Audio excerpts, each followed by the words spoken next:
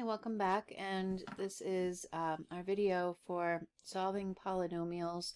And in example 1, we were given a polynomial and a factor of that polynomial, and we used synthetic division and then factored the quotient completely and solved for the zeros. In example 2, now we're given a polynomial and its graph. And in step 1, we're told to locate all rational zeros on the graph. So when I look at this graph, I can see it crosses the x-axis here at x equals -4.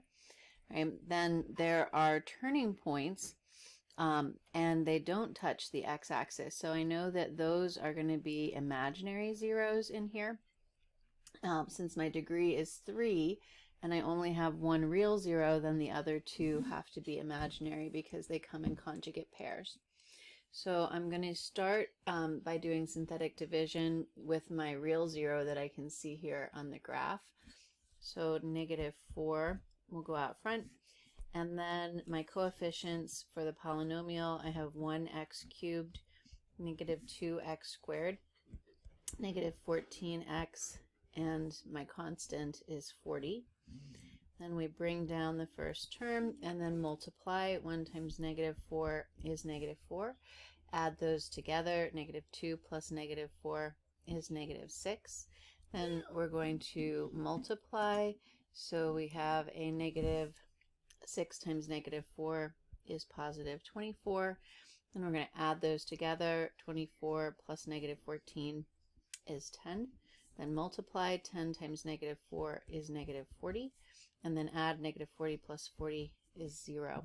And so that is the remainder, the constant, the x, and the x squared of the quotient.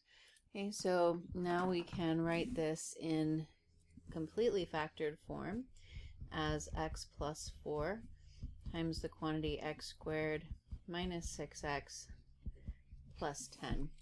Now, since we know from looking at the graph that these zeros are imaginary, we know right away that this isn't going to factor, right? There are no factors of 10 that add to equal -6.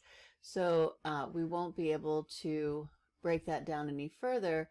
So when we get to step 3, to set each factor equal to 0 and solve for x, that's going to require the quadratic formula. So when I take my x squared minus 6x plus 10, and I go to set that equal to 0, I'm going to need to identify the a, which is the coefficient on x squared. The b is -6, that's the coefficient on my linear term. And then c is the constant, which is 10, right? And I'm going to then use the quadratic formula, which is x equals -b plus or minus the square root of b squared minus 4ac all over 2a. And remember, the quadratic formula is on the front here of your notes as a reference if you don't have it memorized from Algebra 2. So now we can substitute in to this quadratic formula the a, b, and c from our quadratic trinomial in the quotient. And so that's going to be x equals negative, and then b is -6, plus or minus the square root. B squared would be -6 quantity squared, minus 4 times a, which is 1, times c, which is 10. And that is all divided by 2 times a, which is 1. Okay, so then negative and a negative makes that a positive 6, plus or minus the square root. Then we have a -6 quantity squared is positive 36, minus 4 times 1 times 10 is 40. So 36 minus 40 is going to be a -4 underneath of that radical.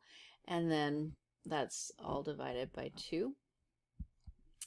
And then we have 6 divided by 2 is 3, plus or minus, and then the square root of -4 is 2i, and 2i divided by 2 is just I. And so those would be our two imaginary zeros. Okay, then from our graph, we had the factor of x plus 4, so x equals -4, and that means our three zeros are going to be x equals a -4, and then a 3 plus or minus I. And those would be three zeros. Two are imaginary, one is real, and that matches our degree of the polynomial, which is 3. Remember, the fundamental theorem of algebra says your number of complex zeros has to total the degree.